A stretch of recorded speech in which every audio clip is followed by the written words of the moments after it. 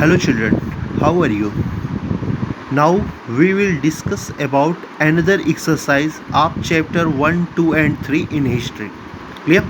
पिछले कुछ समय से हम एक्सरसाइज को सॉल्व कर रहे हैं, कुछ क्वेश्चंस को देख रहे हैं, उन क्वेश्चन को सॉल्व करके उस चैप्टर को अच्छा खासा हम समझ पा रहे हैं। बहुत से बच्चों ने मुझे आंसर दिया अभी तक के एक्सरसाइज का, सभी का आंसर बहुत अच्छा रहा है निश्चित तौर पे। लेकिन कुछ बच्चे अभी मेरे मैंने मिक्स बनाया था, मर्ज करके बनाया था कई चैप्टर का एक्सरसाइज मिला के, उसका आंसर अभी कई बच्चों ने नहीं दिया है। इसलिए आपसे रिक्वेस्ट है जल्द से जल्द उनका आंसर दीजिए, क्योंकि आज फिर मैं एक पेपर अपलोड कर रहा हूँ हिस्ट्री का, और इसमें भी आपके जो क्वेश्चंस हैं वो मर्ज हैं, यानी चैप्टर 1, 2 और 3 तीनों चैप्टर्स के मिला के क्वेश्चंस तैयार किए गए हैं। क्लियर? जो बच्चे नहीं किए हैं उस क्वेश्चन को, कल संडे था, कल आपको करना चाहिए था। पूरे टाइम आप घर पे रहते हैं, आप कर नहीं पा रहे उन क्वेश्चंस को। अगर कल तक वो क्वेश्चंस का आंसर मेरे पास नहीं आया तो मैं आपके गार्जियन के पास कंप्लेन करूंगा। क्लियर? इसीलिए आज का जो होमवर्क है और जो सैटरडे को मैंने हिस्ट्री का पेपर अपलोड किया था, इन दोनों का आंसर मुझे आज हर हाल में शाम तक चाहिए। इसलिए आप लोग तुरंत करने बैठ जाइए। 6 और 7 क्वेश्चन उसमें थे, 8 क्वेश्चन इसमें है, लगभग 15 क्वेश्चन है, आपको करना पड़ेगा। संडे आपने वेस्ट कर दिया तो हर हाल में मुझे आज होमवर्क कंप्लीट चाहिए ही चाहिए हिस्ट्री का। क्लियर? जो पहला क्वेश्चन मैंने बनाया आपके लिए, वो आपको एक शॉर्ट नोट लिखना है। दिल्ली सल्तनत बहुत पढ़ा आपने, चैप्टर 3 पूरा दिल्ली सल्तनत ही पढ़ लिया। इसके एडमिनिस्ट्रेशन के बारे में थोड़ा मुझे बताइए, उसके एडमिनिस्ट्रेशन के बारे में एक शॉर्ट नोट तैयार कीजिएगा। यही आपका पहला क्वेश्चन है। सेकंड वन, मैंने बताया था दिल्ली सल्तनत में 2 शासकों के नाम कभी मत भूलिएगा, एक अलाउद्दीन खिलजी है तो दूसरा मोहम्मद बिन तुगलक है। आपका मैंने पिछले टर्म पे फिरोज शाह के लिए शॉर्ट नोट लिखने को कहा था।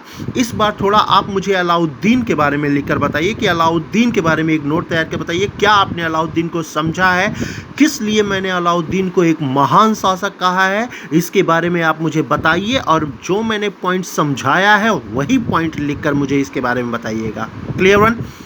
Third one, who was Bernie? Bernie कौन था? डिफाइन करिए, बर्नी के बारे में थोड़ा बताइए। मैंने पहले ही लेक्चर में बर्नी के बारे में बहुत कुछ बताया है आपको, तो बताइएगा जरूर मुझे बर्नी के बारे में। क्लियर? कौन है, किसके एम्पायर में, किस सुल्तान के अंडर में ये था, ये सब कुछ आप बताइएगा मुझे बर्नी के बारे में 50 वर्ड्स में।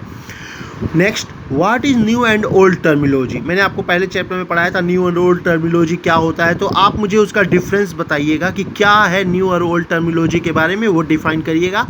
फर्स्ट चैप्टर के वीडियो में मैंने इसे बताया था आपको।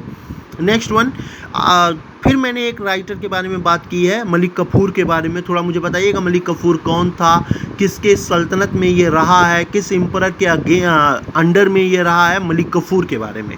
Next one, write down A short note on Cholas administration. आज मैंने 2 एडमिनिस्ट्रेशन आपको दिया है, क्योंकि एडमिनिस्ट्रेशन करेंगे तो आपको चैप्टर समझने में बड़ी आसानी होगी, क्योंकि एडमिनिस्ट्रेशन बहुत अच्छा पॉइंट है और बड़े क्वेश्चंस बनते हैं। मैंने आपको दिल्ली सल्तनत पढ़ाया, उसका एडमिनिस्ट्रेशन आप मुझे बताइए। मैंने आपको चोलाज एम्पायर भी पढ़ाया था चैप्टर नंबर 2 में, आज आप मुझे उसके एडमिनिस्ट्रेशन के बारे में मुझे आप बताइए। क्लियर? आज मैंने डिस्कस किया है 2 विभाग के बारे में, 2 डिपार्टमेंट के बारे में। हालांकि इन डिपार्टमेंट को मैंने नाम देकर तो नहीं बताया था, लेकिन इन डिपार्टमेंट के अंदर की चीज़ें मैंने ज़रूर आपको बताई थी। लेकिन मैंने ये नहीं कहा कि ये दीवाने खैरात है, ये दीवाने कोही है, ये दीवाने अमीर कोही है, इसके बारे में मैंने नहीं बताया। लेकिन आप मुझे बताइए इसके बारे में, क्योंकि मैंने इन दोनों को डिफाइन किया है।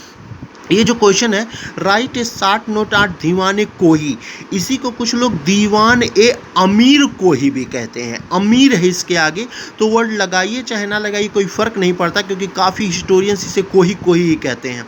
तो इन दोनों डिपार्टमेंट के बारे में आप बताइए, कौन इस्टेब्लिश किया दीवाने खौरात? केवल नाम बताना है, लेकिन दीवाने कोही में आपको एक शॉर्ट नोट तैयार करना है। क्लियर? तो ये 8 क्वेश्चन है। शाम तक जो सैटरडे को मैंने अपलोड किया उसका आंसर और इसका आंसर हर हाल में यूनिट तक मेरे पास आ ही जाना चाहिए, नहीं तो मैं एक गार्जियन से आपकी कंप्लेन करूंगा कि आपका आंसर मुझे नहीं मिल रहा है हिस्ट्री का। क्लियर? बहुत से बच्चे यूट्यूब पे देख के आंसर निकाल रहे हैं, तो गूगल पे सर्च करके आंसर निकाल रहे हैं। आप नहीं पाइएगा इनके बारे में, ये क्वेश्चंस मैंने बनाया है, तो इसका आंसर पाइएगा नहीं। हाँ, ये अलग बात है कि बर्नी के बारे में सर्च करेंगे तो कुछ मिल जाएगा।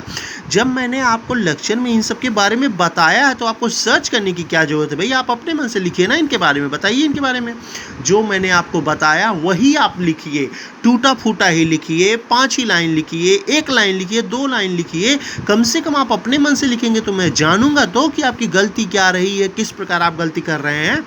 आप यूट्यूब पे देख के लिखते हैं, गूगल पे सर्च करते हैं उस नाम को, वो लिखने से फ़ायदा नहीं बच्चे, ठीक है? उसको चलिए लिख भी अगर लेते हैं, थोड़ा बहुत हेल्प उसका लीजिए, लेकिन बाकी तो मेरे लेक्चर का उससे लिखिए ना, उसके जो मैंने बताया है। मैंने जो आपको पॉइंट बताया उसमें देखता हूँ आप 1 लाइन मेरे बताए हुए लिखते हैं, बाकी 5 लाइन पता नहीं कहाँ से गूगल पे सर्च करके तुम लोग लिखते हो। क्लियर? तो इसका आंसर जो मैंने बताया है वो दीजिए। हाँ, थोड़ा बहुत हेल्प लेना है तो ले सकते हैं, लेकिन उसकी तैयारी भी कर लीजिएगा, क्योंकि जिस दिन मैं पूछूंगा ना, आपसे क्वेश्चन राइज करूंगा ना, तो आपको उसका आंसर देना होगा, तब पता चलेगा आपने आंसर कितने अपने मन से लिखा है। इसलिए बोलता हूँ अपना लैंग्वेज लिखो। क्लियर?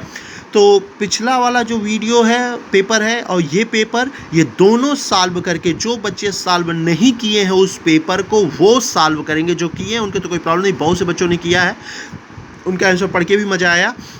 तो जो नहीं किए हैं वो दोनों एक साथ करके मेरे पास आंसर भेजिए। बाकी जो उसको किए हैं वो इसका आंसर मुझे इवनिंग तक हर हाल में भेजेंगे। Okay, thank you.